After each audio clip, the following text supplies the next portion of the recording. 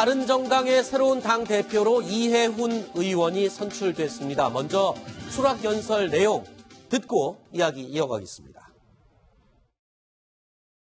네, 감사합니다. 저부터 죽을 힘을 다해서 뛰겠습니다. 바른정당 밖에 있는 국회의원들, 단체장들 속속히 모셔오겠습니다. 진영을 뛰어넘는 국익을 위한 정치의 길에 공감하는 의원님들, 단체장님들, 그리고 우리 정치 꿈나무들, 제가 한 분 한 분 다 찾아다니면서 설득해서 바른정당의 날개 아래 모두 품겠습니다. 그리고 보수의 대수혈 전국적으로 펼치겠습니다. 네, 구정훈 차장. 네. 이 이야기의 핵심은 그겁니다. 사람을 데리고 오겠다. 네. 수혈을 하겠다. 네. 그러니까 어떻게든 지금 사람 수를 늘리고 등치를 키우겠다. 그거를 지금 제1목표로 약속을 하는 것 같습니다. 네. 지금 어떻게 보면 바른정당은 이 존립할 수 있느냐의 그 시험대 위에 서 있다고 볼 수 그렇죠. 있거든요. 왜냐하면 그 대통령 선거에서 지지율이 7%에도 미치지 못했고, 네. 또 내년에 이제 전국 단위의 그 지방선거가 예정이 돼 있는데 과연 광역단체장, 기초단체장을 배출할 수 있는 정당이냐, 네. 이런 의구심을 받고 있기 때문에 네. 이제 새롭게 당을 이끌게 된 이해훈 대표 입장에서는 네. 내년 지방선거를 치러낼 수 있다. 네. 이런 사람들과 함께 보수를 재건할 수 있다. 네. 이런 희망의 메시지를 던져야 되기 때문에 네. 그 인재를 영입해 오겠다, 네. 수혈하겠다, 이런 입장을 밝힌 것으로 보입니다. 그런데요, 오늘 오전까지만 해도 이해훈 의원의 당대표 당선이 굉장히 유력하다, 확실시된다, 이런 소문이 돌았거든요. 그랬는데 막상 뚜껑을 열어보니까 하태경 의원도 만만치 않았어. 이렇게 큰 차이가 난 건 아닌 것 같거든요. 네, 맞습니다. 이 부분은 지금 기자들이 예상했나요? 보시는 것처럼 그 이해훈 대표가 36.9%라는 지지율을 얻었고 33.1%가 이제 하태경 의원이 바로 뒤를 이었는데, 사실상 하태경 의원이 저렇게까지 선전안이라고는 크게 예상했던 사람들은 없었습니다. 네. 다만 지금 바른정당의 경우에는 당원이 상당히 적은 편입니다. 당원이 약 5만 명도 안 되기 때문에 네. 어떻게 보면은 조직 동원에 대한 선거보다는 얼마만큼 대중들에게 인식이 돼 있느냐, 네. 널리 인지도가 있느냐, 네. 이거에 대한 조금 그 여론조사가 많이 들어가 있는 경향이 있었거든요. 네. 그러다 보니까 지금 삼선의 국방위원장까지 했던 김영우 의원은 지금 약 이해훈 대표가 얻었던 득표율이 한 오늘 3분의 1 정도밖에 얻지 못했더라고요. 네. 그러니까 그만큼 어떻게 보면은 조직 싸움보다는 여론, 그리고 실질적으로 대중에게 얼마나 알려져 있느냐, 네. 이런 점들이 좀 크게 작용을 한 것 같습니다. 네. 사실 이해훈 신임 대표, 사실 당내에 있을 때는 유승민계로 통하기도 했었는데 평소에 이 올곧은 얘기를 아주 입 바른 소리를 잘하는 인물로 알려져 있었습니다. 그래서 과연 이 당내의 화합을 위해서 잘 이끌어갈 수 있을지 의문이 든다라는 지적도 일부에서는 있는데요. 이와 관련된 내용 함께 들어보시죠. 과거에 언론에 나가서 한 신우이도로서 많이 했어요, 이해훈 후보가. 네. 그래서 지도부 의원님들이 굉장히 상처를 좀 받았어요. 네.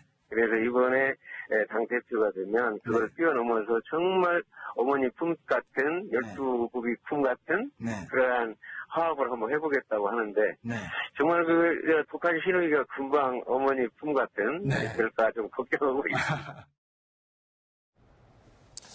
이해훈 의원, 바른정당은 지금 자유한국당과의 어떤 통합 여부, 그리고 또 문재인 정부와의 관계 설정, 여러 가지로 지금 현안이 큰 것들이 많습니다. 그런데 지난 대선 과정에서요, 탈당 파동이 벌어졌을 때 그때 아주 쓴소리를 했던 그런 인물이었죠. 당시 발언 함께 들어보고 이야기 또 이어가겠습니다.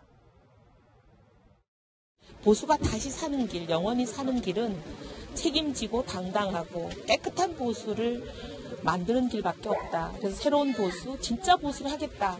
그 마음가짐으로 나왔는데 그 잘못된 길로 지지율이 좀 낮다고 해서 다시 돌아가는 분들을 보면서 너무 안타깝습니다.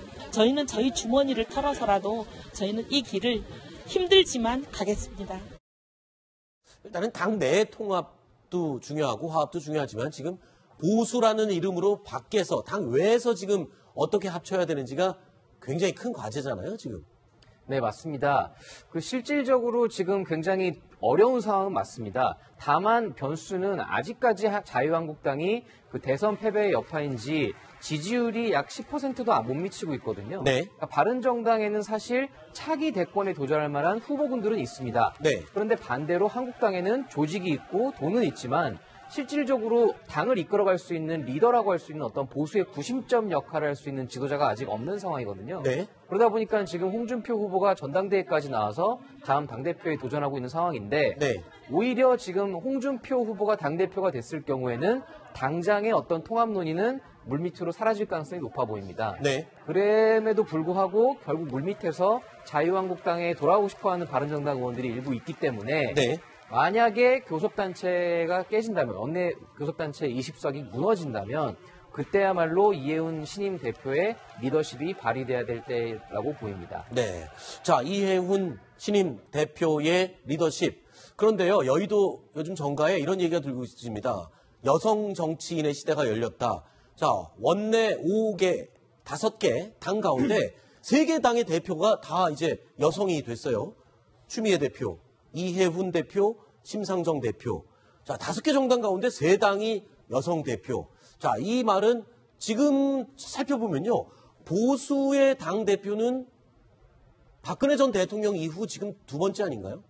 네, 맞습니다. 그리고 실제로 저렇게 원내 교섭단체, 물론 정의당은 아닙니다만 네. 주요 정당 중에 3명이나 당 대표에 올랐다는 것은 네. 그만큼 여성들이 정치권에 많이 진출해 있다는 의미인데요. 네. 김현미 지금 국토부 장관 같은 경우도 사실 지난 20대 국회에서 예산결산 특별위원장을 했을 때가 네. 여성 최초로 예결특위 위원장을 했던 거였습니다. 네. 그만큼 주요 당직이나 어떤 국회직에 여성 의원들의 진출이 적었던 편인데 네. 지금 추미애 대표를 시작으로 심상정 대표는 대선에도 나섰고 네. 실제로 또 다음 정의당 대선에 나섰던 그 이정미 의원도 지금 굉장히 열심히 뛰고 있거든요.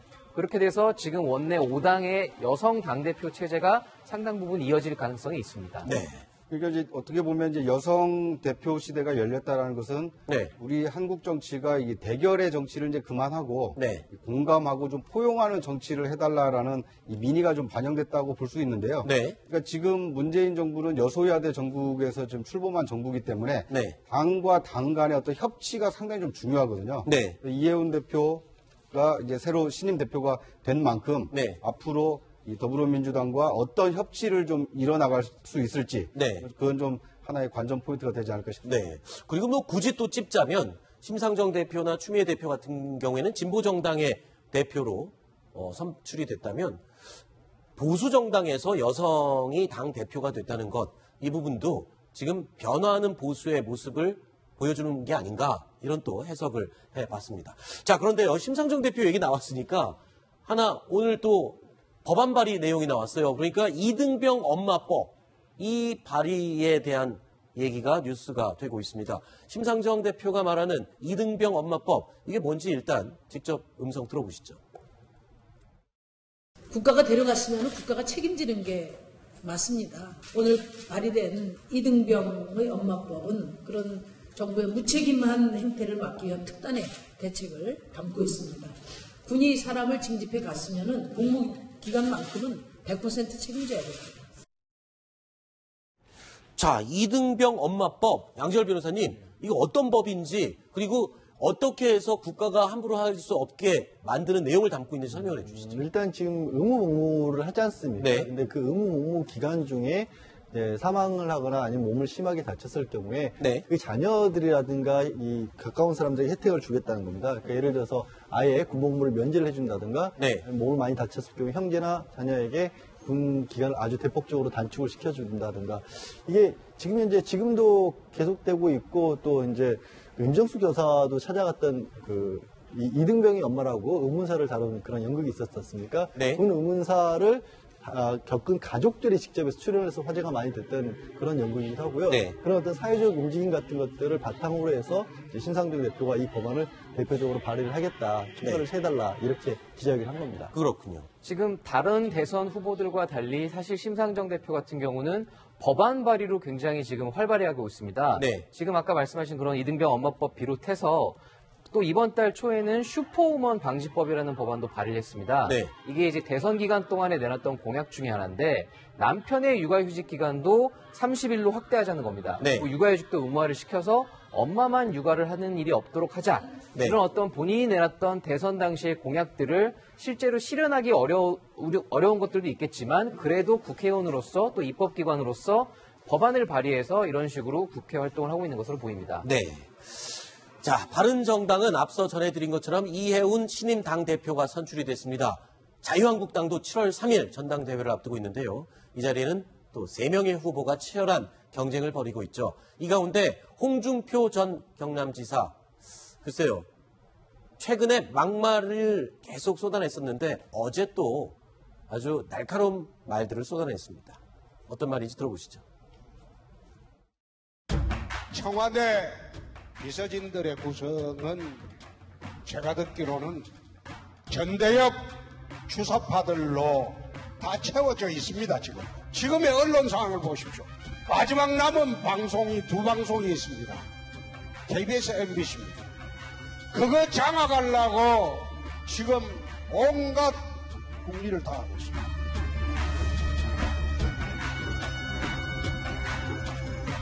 우리 야당의 당권을 지게 되면 정권의 나팔수로 전락한 언론은, 신문은 절도운동을 할 겁니다. 이 보지 말자. 그리고 방송은 시청 거부 운동을 할 겁니다.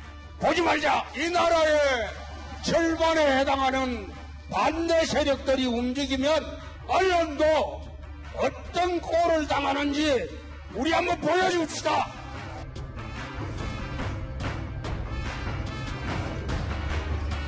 언론을 적대의 대상으로 보는 외눈박이 행태를 벌이고 있습니다.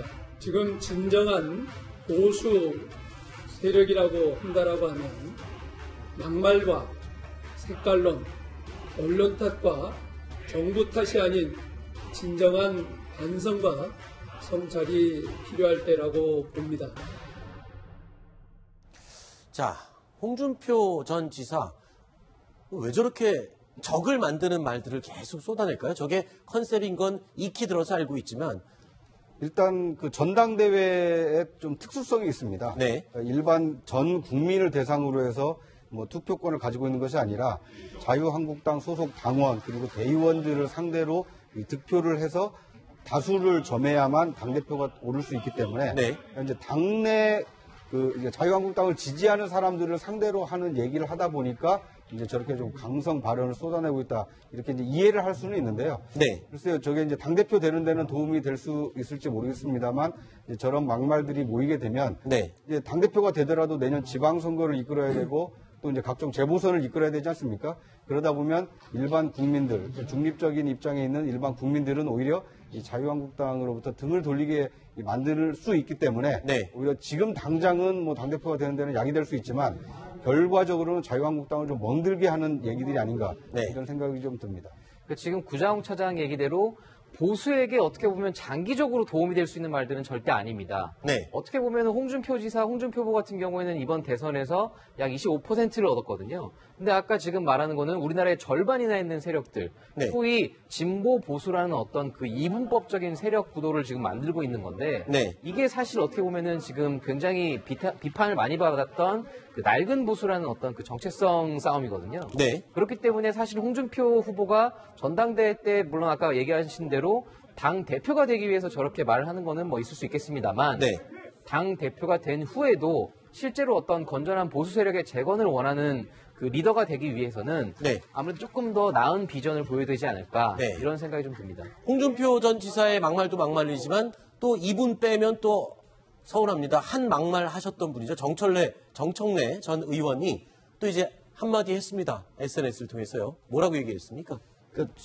이렇게 얘기하셨죠. 이제 속상하다고 계속 밥 안 먹고 술만 드시는 건 아니냐. 네. 그래서 이제 주사가 심하다. 이제 주사파라는 식으로 홍준표 지금도 후보가 막말하니까 그렇게 받아친 건데 아마 여러 가지 의미가 들어있을 겁니다. 뭐 대선에서 떨어졌다는 것도 있고 당 대표로 출마를 했는데 어떻게 보면 자유한국당이 처해 있는 어려움 같은 것도 있고 또 뭐 같은 내에서도 좀 문제가 되지 않습니까? 저게 대법원 판결 막으려는 방탄이냐 이런 식으로 얘기를 했었고요. 네. 심지어 바른정당이 이제 하태경 의원까지도 또 맞받아쳤어요. 또 운동권이나 이런 부분에 대해서 하태경 의원만큼 잘 알고 있는 사람이 없다고 그렇죠. 그러지 않습니까? 그래서 하태경 의원은 이 어떻게 주사파라는 것과 현재 민주당도 구별을 못하냐 이런 식으로 모든 진보 세력을 다 어떤 과거에 운동권을 몰아붙이는 좌파로 몰아가서는 오히려 보수의 미래가 없다라고 따끔한 충고를 했습니다. 그렇군요.